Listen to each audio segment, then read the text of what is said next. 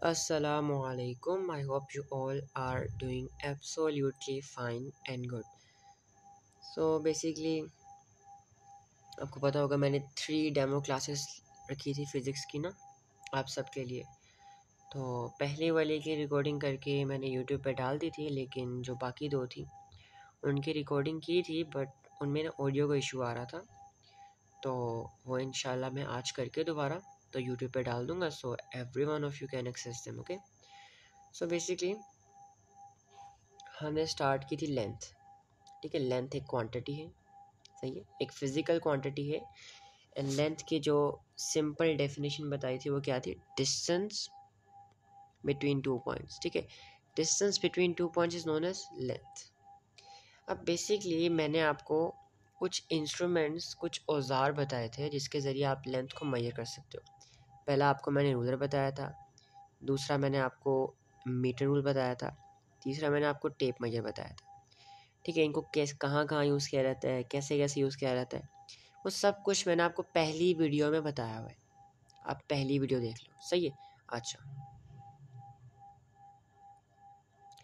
मैंने आपको unit conversion भी करवाया, सही है, ये भी आप पहली वीडियो में देखोगे। ओके, आज का हमारा टॉपिक जो है ना, वो टॉपिक है, आज का हमारा टॉपिक है माइक्रोमीटर स्क्रू गेज। ठीक है, अब मैंने आपको बताया कि अगर आपने बड़ी बड़ी लेंस लेनी हो, आप टेप मेजर यूज़ करते हो।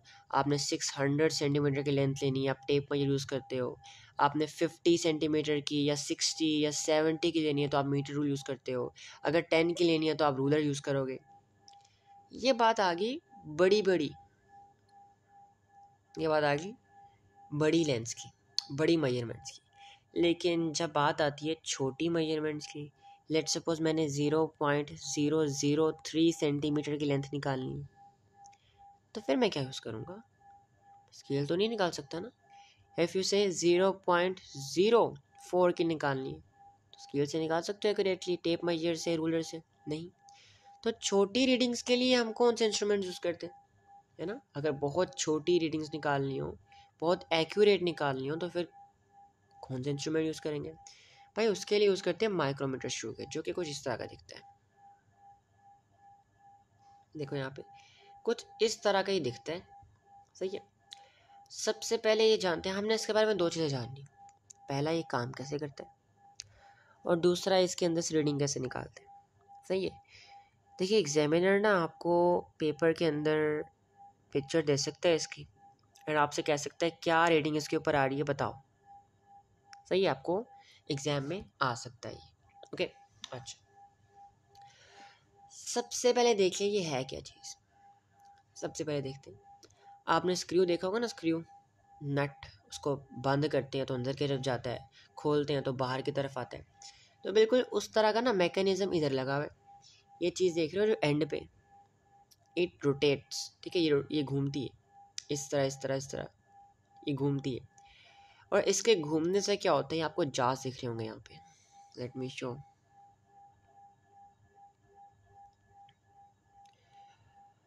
आपको ये जाज दिख रहे होंगे ना, ये जाज। ठीक है, तो इसको घुमाने से, बाहर की तरफ घुमाने से और अंदर की तरफ घुमाने से होता क्या है, ये जाज खुलते हैं और ये जाज बंद होते हैं, बंद होते हैं और खुलते हैं, सही है। अच्छा, ये क्यों होता है? अगर हमने किसी ऑब्जेक्ट की, लेट सपोज मेरे पास ये स्क्वायर है, मैं इसको इसके दरमियान ले जाऊंगा, सॉरी, इस स्क्वायर को मैं इसके अंदर ले जाऊंगा, सही है। और लेट सपोज मेरे पास जो था ना, ये जहाज इस तरह के थे, बंद नहीं थे, तो मैं इसको घुमाऊंगा घुमाऊंगा घुमाऊंगा, ये जहाज बंद होंगे, एक वक्त ऐसा आएगा जब ये बिल्कुल टाइट हो जाएगा, सही है। तो चीज़ों को इसके दरमियान फंसाने के लिए, बिल्कुल टाइट फिक्स करने के लिए ये काम आता है, ये घूमता है। अच्छा जी, यहाँ तक क्लियर हो गया, आई होप सो, कि जहाज जो है वो मूव कर सकते हैं बाहर और अंदर, सही है।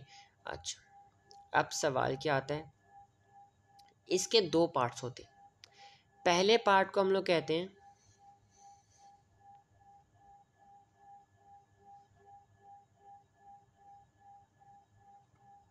ओके, सो पहले पार्ट को हम लोग कहते हैं मेन स्केल,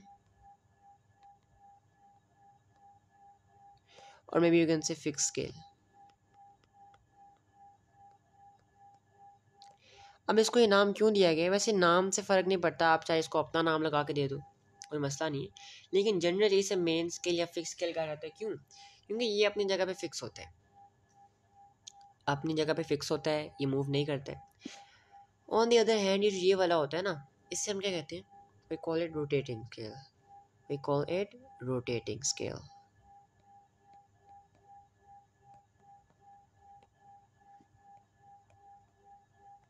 ओके, अब इसे रोटेटिंग स्केल क्यों कहते हैं?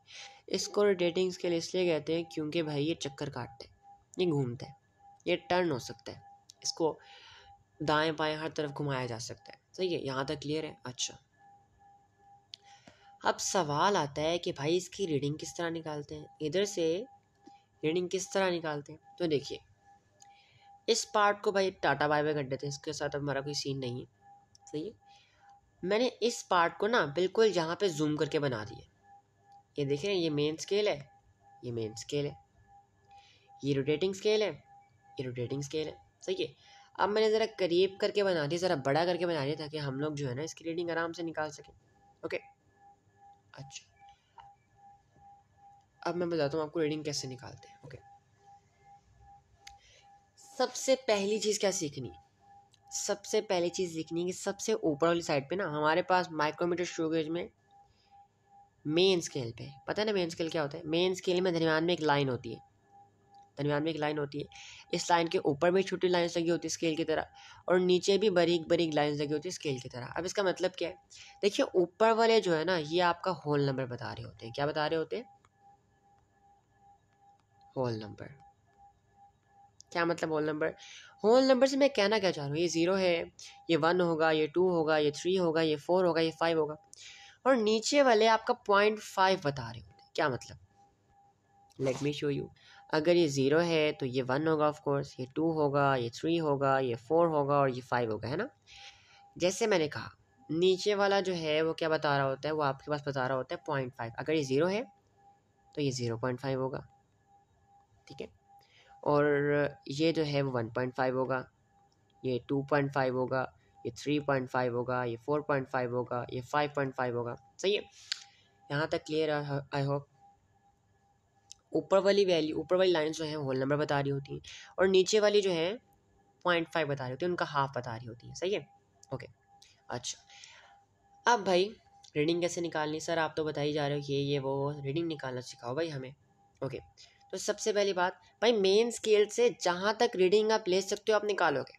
कैसे निकालोगे भाई? अच्छा, आप देख सकते हो 0 है, ये 0 है, तो ये 1 है, ये 2 है, ये 3 है, ये 4 है, ये 5 है। भाई 5 तक आगे, 5 से आगे जाते हैं, हमें एक और लाइन नज़र आ रही है, ये देखो 5.5। 5.5 तक रीडिंग निकाल सकते हैं। 5.5 के आगे जो डिस्टेंस है ना, छोटा सा बारीक सा डिस्टेंस दिख रहा होगा, गौर से देखो, ये छोटा सा बारीक सा डिस्टेंस दिख रहा है, इसका नहीं निकाल पा रहे हम लोग। मतलब 5.5 तक हमने एक्यूरेटली निकाल लिया है, लेकिन आगे हम नहीं निकाल पा रहे। अब क्या करेंगे?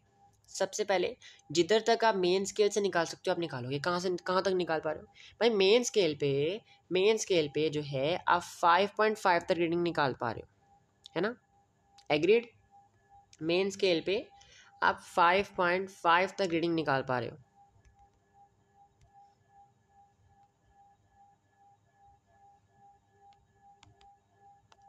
तक रीडिंग निकाल पा रहे हो। अच्छा, अब क्या करना है? बेसिकली आपने फाइंड करना है, कहाँ गया, हाँ, ये छोटा सा बारीक सा डिस्टेंस। अभी कैसे निकालोगे? आपने देखना ये है कि मेन स्केल पे जो दरमियानी लाइन है ना, ये मेन स्केल पे जो दरमियान पे जो लाइन है, मेन स्केल पे दरमियान पे ये जो लाइन है, ये रोटेटिंग स्केल पे जाके किस लाइन के साथ मिल रही है, ये देखना आपने। अब ये देखते हैं भाई, अगर ये 25 है तो ये 26 होगा, ये 27 होगा, और ये 28 होगा, है ना? क्या होगा? 28 होगा। अब इन दोनों रीडिंग्स को आपने निकाल के बाहर ले आना है। अभी यूनिट का वगैरह का कुछ भी नहीं बताना, इन दोनों रीडिंग्स को निकाल के बाहर ले आओ। कौन सी रीडिंग्स थी भाई? हमारे पास थी 5.5 थी, और कौन सी थी? और हमारे पास थी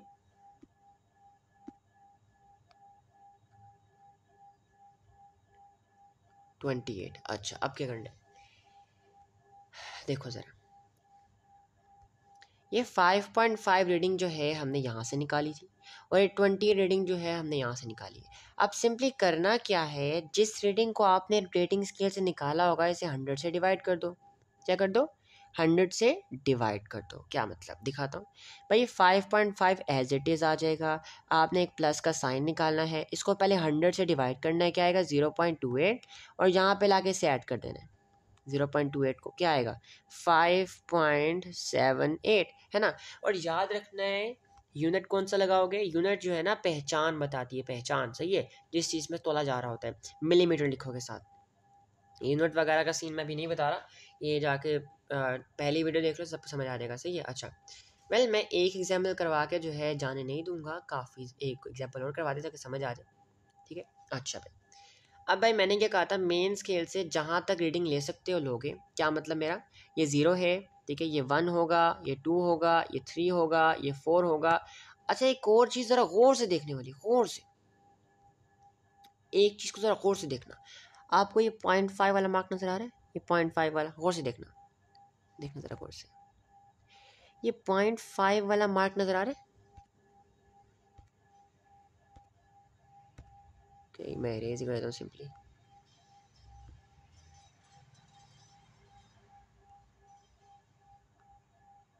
ओके इरेज नहीं हो रहा, ये 0.5 वाला मार्क भी आगे लगा हुआ है, ये 0.5 वाला मार्क भी आगे लगा हुआ है। तो आप यहाँ पे लिखोगे 4.5। क्या मतलब है कि आप 4.5 तक मैक्सिमम रीडिंग यहाँ से निकाल पा रहे हो, ठीक है। आप मेन स्केल से 4.5 तक मैक्सिमम रीडिंग निकाल पा रहे हो। 4.5 को लाके यहाँ पे लिख दो सिंपली, 4.5 को यहाँ पे लिख दो। अब सीधा वहाँ जाने दो, सीधा वहाँ जाने दो, सही, सीधा यहाँ जाने दो। अब भाई देखने वाली बात क्या याद होगा, मैंने क्या कहा था कि भाई ये दरमियानी लाइन, मेन स्केल के दरमियानी लाइन में जाके किस लाइन के साथ अकोमोडेट कर रही है, मिल रही है, ये देखना है, सही है। अच्छा अगर ये 20 है, ये 21 होगा और ये 22 होगा, थोड़ा क्लियर नहीं है, 22 होगा, 22। अब इस 22 को ला के यहाँ पे सिंपली लिख दो, 22 लिख दिया। अब करना क्या है भाई, जिस रीडिंग को आपने रोटेटिंग स्केल से निकाला होगा उसे 100 से डिवाइड कर दो। क्या आएगा, आएगा हमारे पास 0.22, सही है। अब दोबारा इन दोनों को ऐड कर दो, 4.5 प्लस 0.22, क्या क्या आएगा हमारे पास 4.72 millimeters. This is how we are going to calculate readings from a micrometer screw gauge.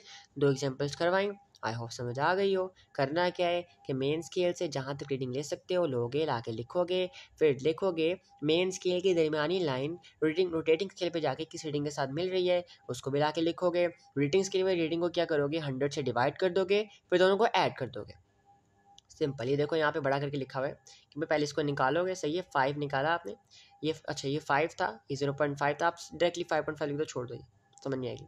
और फिर ला के 0.28 को डिवाइड करो 100 से और आपका आंसर आ जाएगा, सही है। ओके अच्छा ईजी था, है ना, बहुत ईजी था। माइक्रोमीटर्स यूज़ करना बहुत ईजी था भाई, है ना। Okay next, vernier caliper. Now what is vernier caliper? Vernier caliper basically एक मल्टीटास्किंग, मल्टी फंक्शन इंस्ट्रूमेंट है जो कि बहुत ज़्यादा काम कर सकते हैं, और you can say all in one. समझ नहीं आ रही क्या मसला हो रहा है रेजर को मेरी। वेल इसको अगर हम ऑल इन वन कहें तो गलत नहीं रहेगा, क्योंकि ये बहुत सारे काम कर सकते हैं।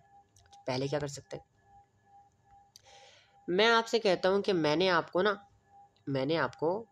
एक बॉल दी, मैंने आपको इस तरह एक बॉल दी, सही, ये बॉल स्फीयर अंडे जैसी थी। मैंने आपसे कहा मुझे इसकी ये लेंथ निकाल के दिखाओ, ये लेंथ, डिस्टेंस है ना, डिस्टेंस बिटवीन 2 पॉइंट, एक पॉइंट ये है, एक पॉइंट ये, डिस्टेंस कहा है आपसे मैंने, आप कैसे निकालोगे? और पता है क्या है, ये गोल्फ बॉल है। क्या है ये? गोल्फ बॉल है। कैसे निकालोगे भाई, ये तो स्फीयर होती है ना। तो इसके लिए भाई हमारे पास मौजूद है ये वर्नियर कैलिपर भाई। अच्छा मज़े की बात ये है कि आप एक माइक्रोमीटर शुगर से भी निकाल सकते हो, लेकिन मैं बता रहा हूँ अभी इसका, सही है। अब करना क्या है, सिंपली आप इस बॉल को उठाओगे, यहाँ पे लेके आओगे, इसके मुंह के अंदर डालोगे, जहाज दिख रहे हैं इसके मुंह समझ लो, ठीक है। आप इसके अंदर डालोगे, इसको टाइट करोगे अच्छी तरह, और यहाँ पे आपको रीडिंग आ जाएगी। मज़े की बात ये आपके सिलेबस में है ही नहीं, बस पता करना है कि क्या क्या काम करता है और वो काफ़ी है, रीडिंग निकालना आपके सिलेबस में नहीं, सही है। अच्छा, अब भाई डायामीटर निकाल सकता है। बेसिकली इस दरमियान में डिस्टेंस को क्या कहते हैं, इसको हम कहते हैं डायामीटर। इसको मैथ्स की लैंग्वेज में क्या कहते हैं, डायामीटर कहते हैं बच्चों, सही है, डायमीटर कहते हैं। अच्छा, अब एक और काम कर सकता है ये। मैं आपसे कहता हूँ कि भाई मेरे पास ना एक कॉपर का पाइप है, मेरे पास इस तरह का एक कॉपर का पाइप है, इस तरह के, थोड़ा सा बड़ा ले लेते हैं, थोड़ा सा जो दिख जाए। मेरे पास इस तरह का है, नजर कुछ नहीं आ रहा, ओके, इस तरह का ना कॉपर का पाइप है, ठीक है। और मैं आपसे क्या कहता हूँ, मैं आपसे कहता हूँ कि मुझे ये वाला डिस्टेंस निकाल के दो, इसके अंदर वाला ये डिस्टेंस, कि अंदर वाला डायमीटर कितना है, इंटरनल डायमीटर। ये गोल है, याद रखना, ये पाइप की तरह गोल है, सही है, ये पाइप की तरह गोल। देखे ना पाइप क्या होता है, पाइप भाई सबको पाइप पता ही होगा, जैसे गाड़ियाँ धोते हैं, पाइप का पता होगा ना, पाइप की तरह होता है कॉपर पाइप, सही है, ये गोल है, सही है। मैं कहता हूँ मुझे इसका इंटरनल डायमीटर निकाल के दो, मुझे ये लेंथ चाहिए। तो वो कैसे निकालोगे भाई, आप सिंपली इसको लेके आओगे उठा के, सिंपली इसको यहाँ पे लाओगे इस तरह उठा के, सही है। इसका ज़रा बढ़ाते हैं, इसको इस तरह लेके आओगे उठा के, सही है। आप इसको इसके जास में रखोगे इस तरह, इसके जास को एडजस्ट करोगे, इसके जास को इस तरह एडजस्ट करोगे कि भाई ये दोनों आपस में टाइट हो जाए। और फिर आप यहाँ से इंटरनल डायमीटर भी निकाल सकते हो, क्या कर सकते हो, इंटरनल डायमीटर भी निकाल सकते हो, सही है, ओके, राइट। अच्छा, इसके अलावा ये क्या करते हैं, इसके अलावा ये क्या करता है भाई, इसके अलावा भाई हमारे पास ये जो भाई है ना, ये हमारे पास 10 सेंटीमीटर तक लेंथ भी निकाल सकते हैं, ठीक है। ये डायमीटर निकाल सकते हैं, इंटरनल डायमीटर निकाल सकते हैं, लेंथ भी निकाल सकते हैं, इसके अलावा डेप्थ भी निकाल सकते हैं भाई। एक कप है ना, लेट्स सपोज एक कप, इसके अंदर पानी डाला है, आपने देखना भाई ये पानी कितना गहरा है, आप इसके अंदर स्ट्रिप निकालोगे, ये लंबी खुल जाती है, इस तरह लंबी खुल जाती है, आप इसके अंदर डिप करोगे, जब ज़मीन पे जाके लगेगी ना, आप ऐसे रीडिंग चेक कर सकते हो कि भाई कितना डेप्थ में गया है, सही है। आप यहाँ से छोटी सी स्ट्रिप को बाहर निकालोगे, ठीक है, ये बाहर निकल जाती है, इसको निकालने के बाद इसका डिप करोगे इस तरह, जब ज़मीन से लग जाएगी ना, तो आप ये रीडिंग देख सकते हो कितनी आ रही होगी यहाँ पे, इसके बताने का आपको। तो बेसिकली ये क्या क्या निकालता है, यहाँ लिखा है मैंने, देखना ज़रा, ये भाई लेंथ निकाल सकता है, डेप्थ निकाल सकता है, इंटरनल डायमीटर निकाल सकता है, डायमीटर निकाल सकता है। वेल मुझे लगता नहीं है कोई इतनी डिटेल में करवाएगा, लेकिन मेरी पूरी कोशिश है कि बहुत डिटेल में करो। अच्छा, ये बहुत ज़रूरी है, ये बहुत ज़्यादा ज़रूरी है, यहाँ से गौर से देखो, सही है। अच्छा, मीटर रूल टेप मैयर से मैक्सिमम लेंथ हम 500 तक की निकाल सकते हैं, 500 सेंटीमीटर तक की निकाल सकते हैं। वर्नियर कैलिपर से हम लोग 1 से लेके 10 सेंटीमीटर तक निकाल सकते हैं। ऐसे मेजरिंग टेप से ना हम इससे बड़ी भी निकाल सकते हैं, याद रखना है। माइक्रोमीटर स्क्रू गेज से हम लेस देन 1 सेंटीमीटर तक निकाल सकते हैं। और ये प्रिसीजन क्या है, प्रिसीजन बेसिकली क्या होती है कि कहाँ तक ये एक्यूरेट वैल्यू दे सकते हैं, सही है भाई, कि कितनी एक्यूरेट वैल्यू दे सकते हैं। जैसे हमारे पास जो रूलर है वो 0.1 सेंटीमीटर तक दे सकता है। अब 0.1 सेंटीमीटर का मतलब क्या है, देखो ये स्केल है, हमारे पास स्केल है, इसको जूम करता हूँ, जूम करता हूँ, जूम करता हूँ, सही है। अभी देखो इस ये 1 सेंटीमीटर पूरा, ये पूरा सेंटीमीटर है ना, ये पूरा सेंटीमीटर। अगर मैं आपसे कहता हूँ कि भाई हम स्केल में से एक्यूरेट वैल्यू, एक प्रिसाइज वैल्यू कितनी निकाल सकते हैं, आप कहोगे 0.1, क्या होगा 0.1, थोड़ा जूम करते हैं,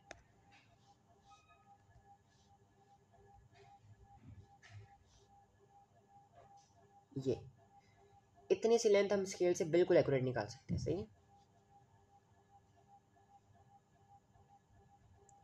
इतनी सी लेंथ हम स्केल से बिल्कुल एक्यूरेट निकाल सकते हैं, बिल्कुल ऐसा ही है जैसे मैंने आपको स्केल का बताया ना, यहाँ पे आ जाओ, ठीक है। तो बेसिकली वर्नियर कैलिपर जो है 0.01 सेंटीमीटर तक बहुत एक्यूरेट लेंथ निकाल सकता है, सही है। और माइक्रोमीटर जो है वो 0.001 सेंटीमीटर तक एक्यूरेट लेंथ निकाल सकता है। याद रखना ये सेंटीमीटर में, ये सेंटीमीटर में, ये सेंटीमीटर में। अगर मैं इनको मिलीमीटर में करूँ तो इससे आगे आ जाएगा, जैसे ये होगा 1 मिलीमीटर, ये होगा 0.1 मिलीमीटर, ये होगा 0.01 मिलीमीटर, सही है। ये चीज़ का ध्यान रखना ध्यान से, ओके। आगे चलते हैं। मैं डिटेल में नहीं जा रहा, मैं पहले करवा चुका हूँ ये पिछली क्लास में, तो वहाँ जाकर देख लेना, क्वेश्चन भी करा चुका हूँ। अच्छा, नेक्स्ट कॉन्सेप्ट क्या भाई, ओके भाई, नेक्स्ट कॉन्सेप्ट है scalar and vector quantity. Well मैंने आपको बताया क्वांटिटी क्या होती है, क्वांटिटी होती है मिकदार, amount of something, and these amounts can be of two types. अब क्या देखो सर, ये सेंटेंस पढ़ना, I was driving a car at 105 kilometre per hour, ये क्या है भाई, ये क्वांटिटी है। क्वांटिटी हर वो चीज़ है जिसके अंदर एक यूनिट होगा और एक न्यूमेरिकल वैल्यू होगी। इसके अंदर एक यूनिट होगा, एक न्यूमेरिकल वैल्यू होगी। सेंटेंस समझना, I was driving a car at 105 kilometre per hour, अल्लाह ना करे ऐसे कभी हो, सही है। दूसरा सेंटेंस पढ़ो, I was driving a car at 105 kilometre per hour to the east. फर्क क्या है भाई, kilometre per our 105 kilometre per our इधर भी है, 105 किलोमीटर पर आवर इधर भी है। दोनों में सेम यूनिट है, सेम क्वांटिटी है। फ़र्क क्या है, नीचे वाले में डायरेक्शन मेंशन है, ऊपर वाले में डायरेक्शन नहीं मेंशन है, सही है। ओके, तो यही डिफरेंस है भाई। स्केलर क्वांटिटीज़ वो क्वांटिटीज़ होती हैं जिसके अंदर कोई डायरेक्शन मेंशन नहीं होती, लेकिन वेक्टर क्वांटिटीज़ वो क्वांटिटी है जिसके अंदर कोई डायरेक्शन मेंशन होती है। एग्जांपल दो, मैं कहता हूँ कि भाई मुझे बुखार हो रहा था बड़ा, कितना 105 फ़ारेनहाइट्स, कोई मैंने बताई, कोई डायरेक्शन बताई भाई। मेरा वेट जो है, सॉरी मेरा मैथ जो है वो कितना है, मेरा मैथ जो है वो 45 kg है। क्या मैंने कोई डायरेक्शन बताई? नहीं। मैं कहता हूँ कि भाई मेरे और तलाल के बीच में जो डिस्टेंस आना वो कितना है, वो 32 किलोमीटर है। कोई डायरेक्शन बताई? नहीं। अच्छा, अगर मैं कहता हूँ कि एक बॉक्स था एंड तलाल जो है इस बॉक्स को फोर्स लगा रहा था 5 न्यूटन्स की, मुझे पता आपके मत्थे नहीं चढ़ेगा, बस एक एग्जांपल ले लो कि इतने लेवल की फोर्स लगा रहा था और बॉक्स जो है वो फॉरवर्ड मूव कर रहा था, मैंने डायरेक्शन बता दी। आगे की तरफ मूव कर रहा था, मैंने डायरेक्शन बता दी। सो वो सारी क्वांटिटीज जिनके अंदर आप डायरेक्शन बताते हो, they are considered to be vector quantities, and all those quantities which does not consist of any kind of direction is known as scalar quantities. Okay, I hope it makes sense बच्चों। Okay, accuracy versus precision, accuracy versus precision. अच्छा, example दूं, आपका physics का exam हुआ, आपका chemistry का exam हुआ, आपका मैथ्स का एग्जाम हुआ। केमिस्ट्री के टोटल मार्क्स 200 थे, फिजिक्स के भी 200 थे और मैथ्स के भी 200 थे। अब आपने फिजिक्स में 199 स्कोर किया, केमिस्ट्री में 199.5 स्कोर किया और मैथ्स में 198 स्कोर किया, है ना। अब ये सारी वैल्यूज़ ये एक्चुअल वैल्यू के कितने करीब है ना, ये एक्चुअल वैल्यू के कितने करीब है ना। तो क्या मतलब है, ये बहुत एक्यूरेट मार्क्स हैं, एक्यूरेसी ज़्यादा है, ठीक है। एक और एग्जाम्पल, तो मैं कहता हूँ, मैं मेरे पास एक शीशा था, कहाँ गया शीशा, शीशा शीशा शीशा, ओके, मेरे पास शीशा था, ये शीशा है, सही है। मैं भाई वजन नाप रहा हूँ, इधर 5 kg रखे हैं मैंने और इधर मैंने रखना 4.95 रख दिया। अब देखो ज़रा ये कितना करीब है इसके, है ना, ये बहुत करीब है। अगर थोड़ा सा वेट और डालूंगा तो नीचे आ जाएगा, है ना। तो बेसिकली एक्यूरेसी क्या होती है, एक्यूरेसी का मतलब ये है कि आपकी जो वैल्यू है, आपका जो आंसर है वो एक्चुअल वैल्यू के कितना करीब है, वो कितना एक्यूरेट है, सही है। अच्छा, अब एक और चीज़, प्रिसाइज, प्रिसाइज क्या होता है, प्रिसीजन का मतलब क्या होता है, प्रिसीजन। मैं कहता हूँ कि भाई आपने आपने सही है, आपका फिजिक्स का एग्ज़ाम हुआ, ठीक है, आपका केमिस्ट्री का एग्ज़ाम हुआ, ठीक है, आपका मैथ्स का एग्ज़ाम हुआ, टेंशन ना लो, किसी को पास नहीं करूँगा। 200 मार्क्स फिजिक्स में थे, 200 मार्क्स केमिस्ट्री में थे, 200 मार्क्स मैथ्स में थे। टोटल फिजिक्स में लिए 100, केमिस्ट्री में लिए 99 और मैथ्स में लिए 101। और से देखना भाई एक्चुअल वैल्यू से कितना दूर है, एक्चुअल वैल्यू से कितना दूर है, एक्चुअल वैल्यू से कितना दूर है। लेकिन देखो आपस में कितने पास पास है, ये सारी वैल्यूज आपस में कितने करीब करीब, कितने करीब करीब है ना। इसे कहते हैं प्रिसीजन, कि भाई आपके आंसर्स, आपके वैल्यूज एक दूसरे के कितने करीब है, सही है। अच्छा, एग्जांपल देता हूँ, अब यहाँ पे देखो, यहाँ पे देखो, ये क्या है, मैंने 3 ताने लगाए, अब तीनों जाके बिल्कुल सेंटर में लगे, जो सबसे एक्यूरेट वैल्यू है, सबसे एक्यूरेट पॉइंट है, मतलब मेरे सारे एक्यूरेट है और तीनों बिल्कुल साथ साथ है, इसका मतलब प्रिसाइज भी है। नीचे देखो, यहाँ पे देखो भाई, मेरे एक्चुअल ताने पे कोई नहीं लगा, सही है।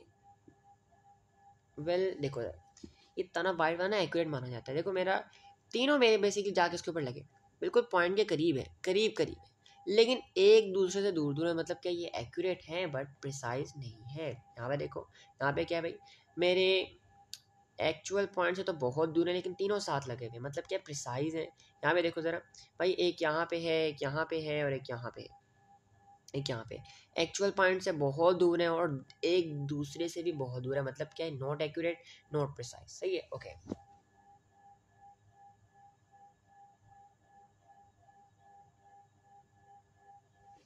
आई होप इट मेक सेंस। आगे चलते हैं। अच्छा भाई, नेक्स्ट टॉपिक हमारा जो है ना, उस टॉपिक का नाम है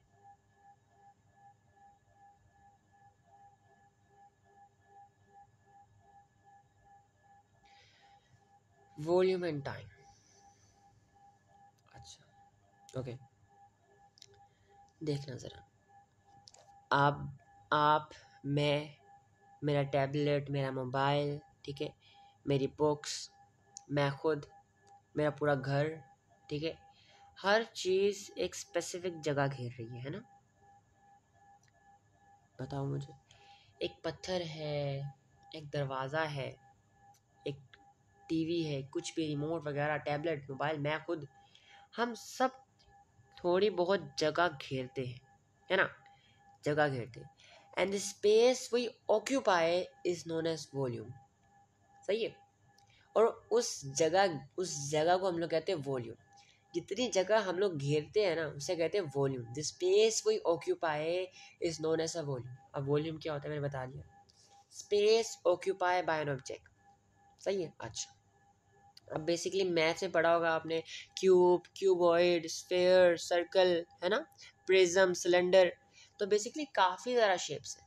मैं आपको उधर नहीं कराऊंगा, टेंशन नहीं लो, मुझे खुद नहीं आती, मैं क्या करूँगा आपको, ठीक है। सारी ये फॉर्मूलाज वगैरह इतने मुश्किल होते हैं, मजाक कर रहा हूँ, ठीक है। देखो ज़रा, वॉल्यूम निकालने के लिए डिफरेंट फार्मूलाज होते हैं। जैसे आपके पास क्यूब का L × L × L है, आपका क्यूबॉइड का जो है वो length multiply breath multiply by height है ना। काफ़ी डिफरेंट फार्मूलाज हैं जिससे आप डिफरेंट ऑब्जेक्ट्स का वॉल्यूम निकाल सकते हो। वॉल्यूम क्या मतलब, जगह है वो जितनी घेरते हैं। सही है। आप स्फेयर का निकाल सकते हो, आप क्यूब का निकाल सकते हो, क्यूबॉइड का निकाल सकते हो, प्रिज्म का निकाल सकते हो, आप सिलेंडर का निकाल सकते हो। लेकिन अगर मैं आपको पत्थर दूँ, अगर मैं आपको एक पत्थर दूँ, अच्छा पहले बात सुनते हैं, पहले ये बात करते हैं कि भाई रेगुलर ऑब्जेक्ट्स का ना, जो मैंने नाम दिया अभी आपको सबका, उनकी मेजरमेंट, उनके वॉल्यूम निकाल सकते हो बाय उनका रेडियस फाइंड करके, डायमीटर फाइंड करके, लेंथ फाइंड करके। और उनके लिए आप रूलर, ये basically vernier caliper, tape measure use कर सकते हो मेजरमेंट्स के अकॉर्डिंग, कितनी मेजरमेंट्स है। अगर मैं आपसे कहूँ कि एक पत्थर का वॉल्यूम फाइंड करके दिखाओ, या मैं आपको एक इरेगुलर शेप्ड आयरन का पीस दे दूँ, मैं कहूँ इसका वॉल्यूम फाइंड करके दिखाओ, कैसे निकालोगे? पर जितने मर्जी स्केल ले लो, जितने मर्जी माइक्रोमीटर स्क्रू गेज ले लो, और जितने मर्जी वर्नियर कैलिपर ले लो, नहीं निकाल सकते भाई। वो शेप ही नहीं है, कोई फॉर्मूला लगेगा ही नहीं साइंस का, कोई मैथ्स का फॉर्मूला लगेगा भाई, मैथ्स फेल हो जाएगी उसके सामने। एंड वहाँ पे काम आती है हमारी साइंस। क्या मतलब, बताता हूँ, सारा सब कुछ बताता हूँ। अच्छा जी,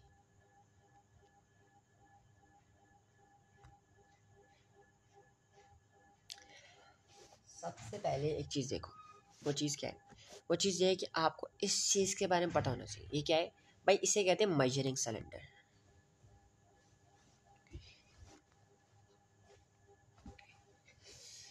ओए भाई, इसे कहते हैं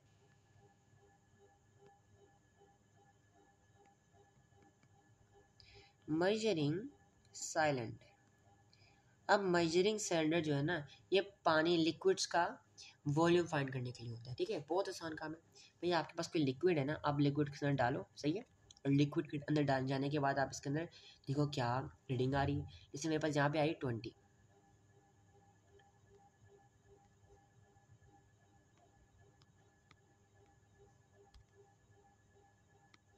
20 आ रही, सही है।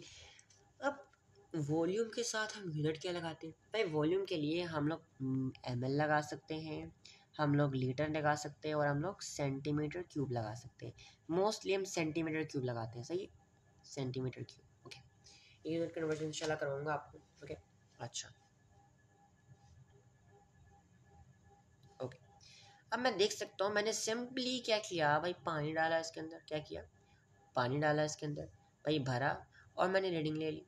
अच्छा, एक बात का ध्यान रखना है, रीडिंग के लिए ना आपकी आइज़ जो है बिल्कुल हॉरिजॉन्टल और रीडिंग के, अगर ऊपर होंगी ना तो रीडिंग गलत आएगी, नीचे होगी तब रीडिंग गलत आएगी। बिल्कुल हॉरिजॉन्टल आपकी आइज़ हो, रीडिंग से, ताकि एक्यूरेट रीडिंग निकाल सको। अच्छा ये तो सर आप मुझे पानी की रीडिंग निकालना बता रहे, आपने तो पत्थर की बात की थी। भाई पत्थर की रीडिंग भी इधर से निकालेंगे, है ना।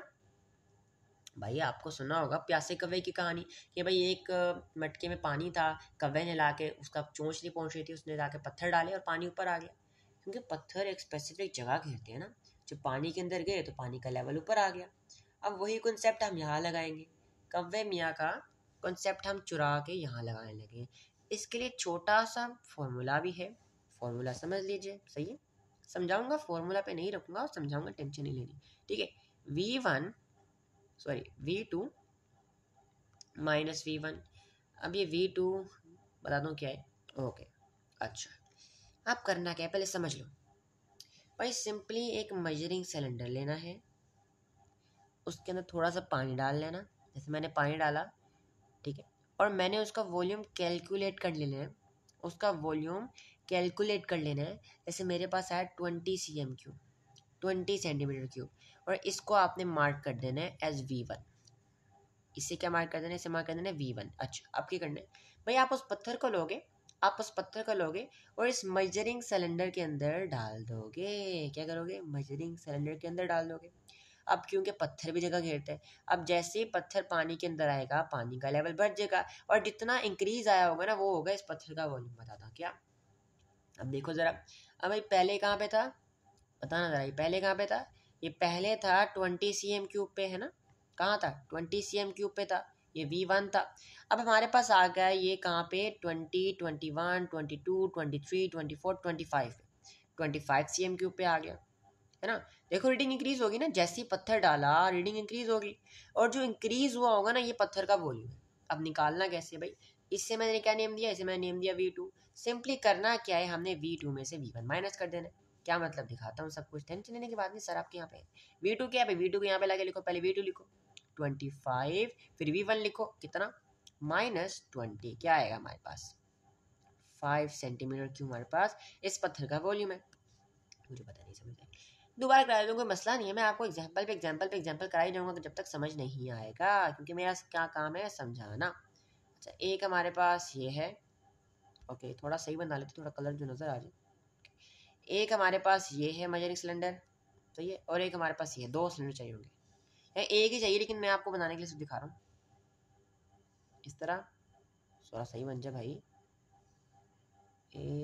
ऐसे, ओके। इसको थोड़ा बहुत खुद ही सही कर लेते हैं हम लोग ना, ओके। इसका डुप्लीकेट कर लेते हैं, ऑलराइट। अब मैं क्या करूँगा, इसके अंदर पहले पानी भरूँगा थोड़ा सा। क्या करूँगा भाई, मैं थोड़ा सा इसके अंदर पानी भरूँगा, कुछ इस तरह।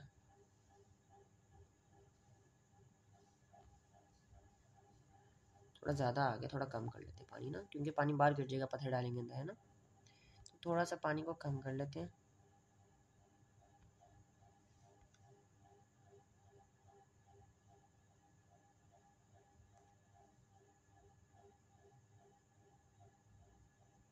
ओके डन हो गया। अच्छा भाई आपने ना मेजरिंग सिलेंडर के थोड़ा सा पानी ले लेना, और फिर ये करना भाई, नेक्स्ट स्टेप ये है कि आपने इस पानी का वॉल्यूम मेजर कर लेना। जैसे इसका वॉल्यूम मेरे पास क्या आया, इसका वॉल्यूम मेरे पास आ रहा है 25 cm³। डाल दो, उस बाद में cm³ डाल दो, थोड़ा सा आगे हो ना भाई, थोड़ा सा आगे हो ना, ठीक है हाँ। 25 cm³ डाल दो यहाँ पे। अच्छा अब लेट सपोज मैं आपको कहता हूँ कि भाई मैंने आपको ना एक पत्थर दिया, ऐसे पत्थर, टेढ़ा मेरा पत्थर दिया, ठीक है। आपने इसका वॉल्यूम पता करना है भाई, पहले आपने मेजरिंग सिलेंडर में पानी डाल लेना है, और उसका वॉल्यूम मेजर करके उससे आपने नेम क्या करना है, उससे आपने नेम करना है, किधर गया, हाँ, उससे आपने नेम करना है V1, सही है। अच्छा अब इस पत्थर को ले जाके क्या करना है, आपने इस पत्थर को डाल देना है इसके अंदर, एंड जब इसके अंदर डालोगे फिर क्या होगा भाई, आपके पास पानी का लेवल जो है वो इंक्रीज होगा। सारी बार आ रहे,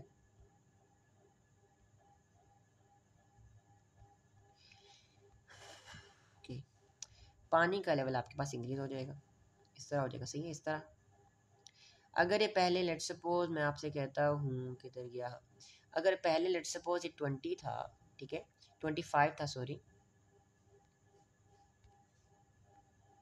25 cm³ था तो इंक्रीज होकर 30 हो गया, है ना। और ये जो इंक्रीज आया होगा ये आपके पास पत्थर का वॉल्यूम होगा। निकालना कैसे भाई, 25 को मैंने क्या नेम दिया था, V1, मैंने इसको क्या नेम दूंगा, V2 नेम दूंगा। तो बेसिकली V1 में से V2 को माइनस कर देना है। क्या मतलब, V2 क्या है 30, V1 क्या है 25, लेट्स सब्सट्रैक्ट इट आउट, क्या आएगा 5 cm³। ठीक है, इस तरह हम लोग निकालते हैं इर्रेगुलर ऑब्जेक्ट्स का वॉल्यूम। आई होप क्लियर हो भाई। इतनी सिंपल एक्सप्लेनेशन ना मेरे ख्याल से कोई दे नहीं सकता। मैं दे सकता, लेकिन मैंने जितनी हद तक दे सकी थी मैं दे सका। अब एक और कॉन्सेप्ट है भाई, भाई आपके पास डिफरेंट पड़े हुए हैं मेजरिंग सिलेंडर। भाई एक में, एक की जो रेंज है ना, आप इसमें 25 cm³ तक निकाल सकते हो। ठीक है, आप इसमें जो है वो 50 cm³ तक निकाल सकते हो।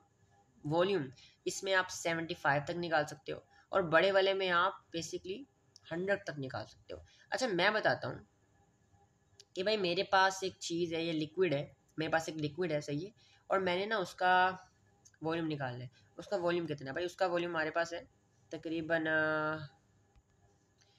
उसका वॉल्यूम है 23। मैं कौन सा यूज़ करूँगा, मैं ये यूज़ करूँगा, ये यूज़ करूँगा, ये यूज़ करूँगा, ये यूज़ करूँगा। अच्छा सबसे पहले ना आपने इनको असेंडिंग ऑर्डर में रख लेना, सही है। देखोगे इस 25 में हम 25 वाले में 23 का निकाल सकते हैं, बिल्कुल। तो सबसे छोटा यूज़ करेंगे। अच्छा अगर मैं कहूँ तो मैंने इसको चेंज करके मैंने इसको 27 कर दिया, अब इसकी रेंज से बाहर हो गया, तो मैं अब कौन सा यूज़ करूँगा भाई, मैं यूज़ करूँगा 50 वाला। ठीक है, मैं देखूंगा ना इससे बड़े वाले में हो रहा है, मैं फिर 75 पे जाऊँगा। अच्छा लेट्स सपोज मैं कहता हूँ कि मैंने ये कर दिया 67 कर दिया, अभी 50 में भी नहीं होगा, मैं डायरेक्ट 100 पे नहीं जाऊँगा, मैं देखूंगा पहले 75 वाले में हो रहा है, हाँ हो रहा है, 75 के साथ जाऊँगा। अगर मैं इसको 100 या फिर मैं इसको लेट्स सपोज 96 कर दूँ, मैं इसको 96 कर देता हूँ भाई।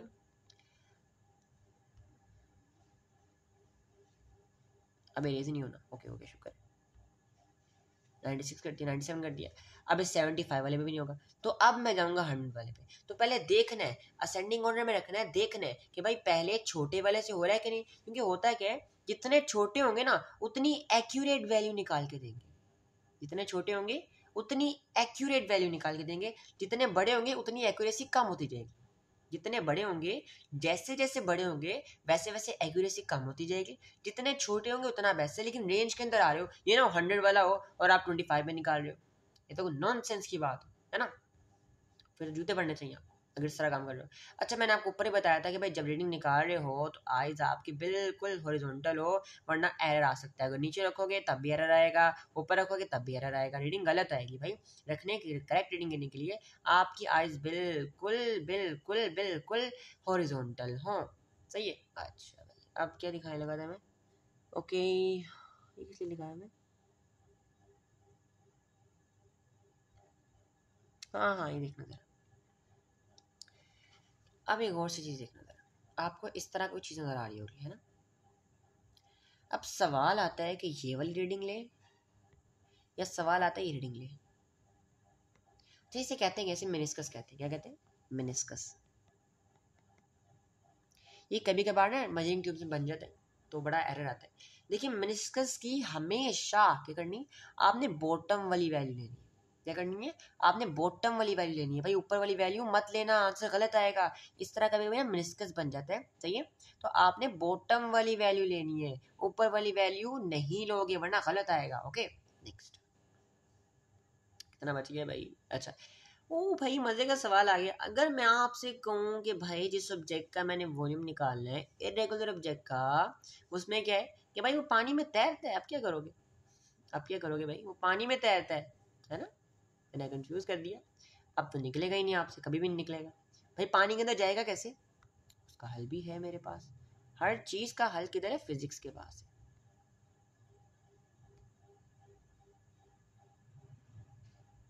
ओके अब इसका हल क्या है, देखिए आप डंडी लोगे इस तरह, आप इस तरह की डंडी लोगे, सही है, डंडी नहीं मारनी किसी को, पकड़नी है, लेके जाना है, इसको अंदर डबोने, अंदर की तरफ करने, जब अंदर चला जाए रीडिंग नहीं लेनी। लेकिन आपको कि अगर डंडा तो चला गया तो फिर रीडिंग खराब आएगी, तो इसका एक और हल है। अब वो हल क्या है देखिएगा,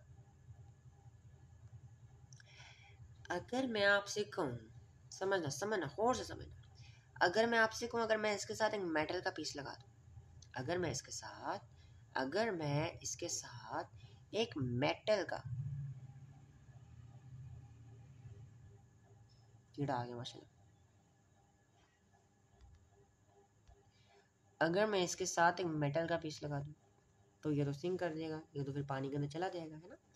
तो जिस तरह का तरीका मैंने ऊपर बताया आपको, मैं बताता हूँ कहाँ गया।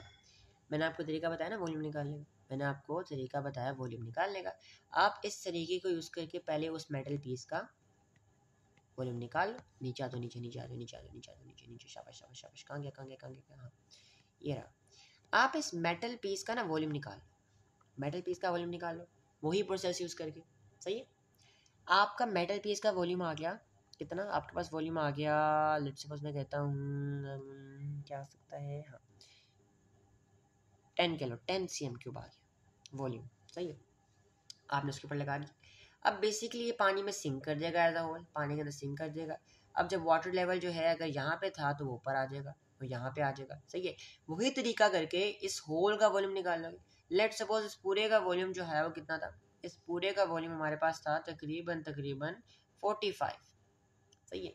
अच्छा ये 45 वॉल्यूम था इसका, इस पूरे का।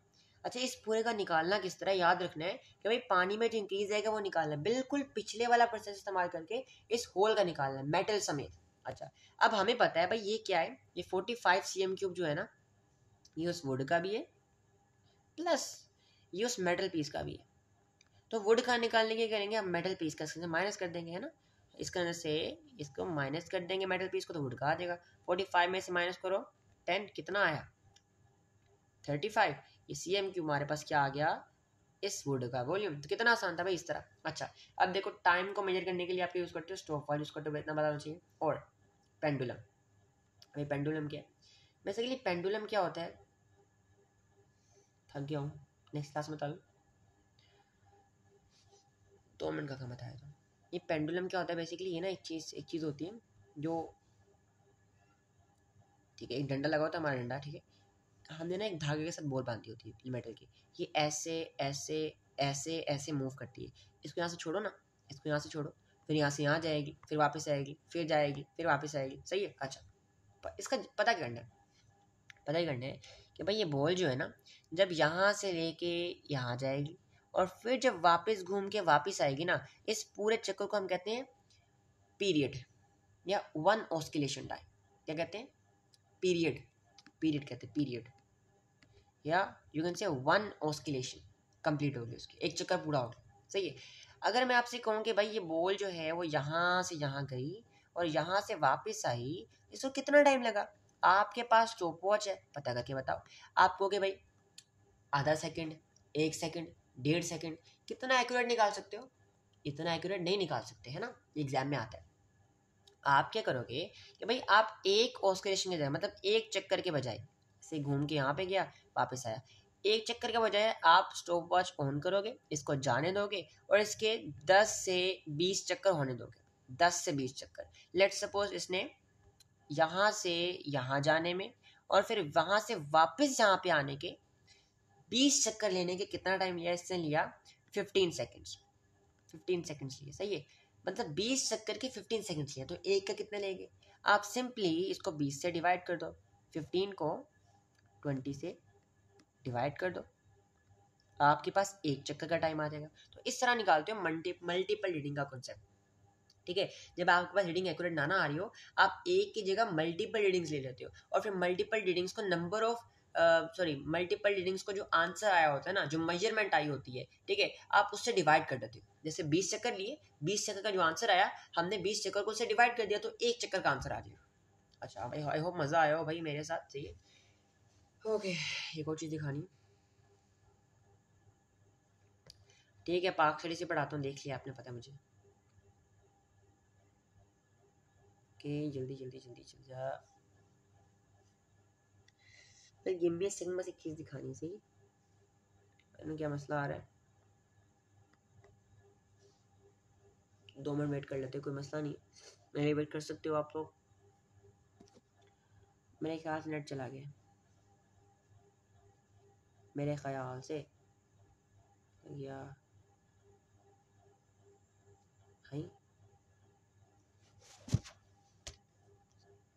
ओके आ गया।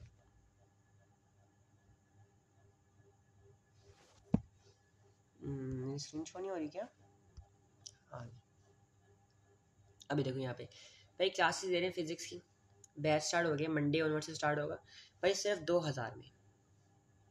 ये 2000 में ना सिर्फ बेसिकली उन बच्चों के लिए जो पढ़ना चाहते हैं, क्योंकि इतनी फीस 10-12 हज़ार नहीं दे पाते ना, पढ़ना चाहते हैं।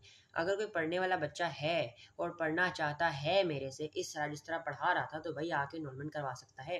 क्योंकि देखो पता है बात, मैं स्टूडेंट खुद हूँ, मुझे पढ़ाने का शौक है, सही है, और मैं चाहता हूँ सबकी हेल्प हो। जो बच्चे टॉपर्स होते हैं, जो बच्चे अच्छा पढ़ते हैं, जिनके अंदर ख्वाहिश होती है पढ़ने की, लेकिन इतनी इतनी महंगी फीसेस नहीं अदा कर पाते, भाई मेरे पास आ रही, मैं आपको पढ़ाऊँगा कम फीस में। क्योंकि मैं खुद स्टूडेंट हूँ, मेरे पास टाइम नहीं है, तो मैं नहीं चाहता मेरे पास 500-600 बच्चे हों, ठीक है, मेरे पास 15-20 ही काफ़ी हैं, उससे ज़्यादा मैं किसी की इन्वॉल्वमेंट करूँगा ही नहीं, ठीक है। और पता है बात कि जो स्लॉट्स हैं वो कंप्लीट होने वाली है, मतलब लिमिटेड स्लॉट्स हैं, बहुत कम है, क्योंकि स्टूडेंट खुद मैं बताया, तो कम लोगों को पढ़ाऊँगा, ज़्यादा कोई रिस्पॉन्सिबिलिटी ज़्यादा होती है, तो रिस्पॉन्सिबिलिटी भाई बहुत लेता हूँ। इससे पहले एक साल मतलब काफ़ी देर से पाखड़ी से पढ़ा रहा हूँ, तो फिजिक्स स्टार्ट करने लगा हूँ भाई, किसी ने पढ़नी है ना तो बुक अपनी स्लॉट बुक कर ले, ये नंबर गिवन है, इस पर जाके कॉन्टैक्ट कर ले मुझे, सही है, इस पे जाके मुझे कॉन्टैक्ट कर ले। और अगर रिसोर्सेज चाहिए, वेबसाइट चाहिए स्टडी के लिए, रिकॉर्डेड लेक्चर चाहिए फ्री वाले, या आपको कोई डेमो क्लासेस लेनी है, या फिर आपने कोई ग्रुप चाहिए OA लेवल्स का, तो मुझे कॉन्टैक्ट कर सकते हो। हर चीज़ के लिए आपका भाई हाजिर है। जज़ाकल्लाह खैर, हाफिज़।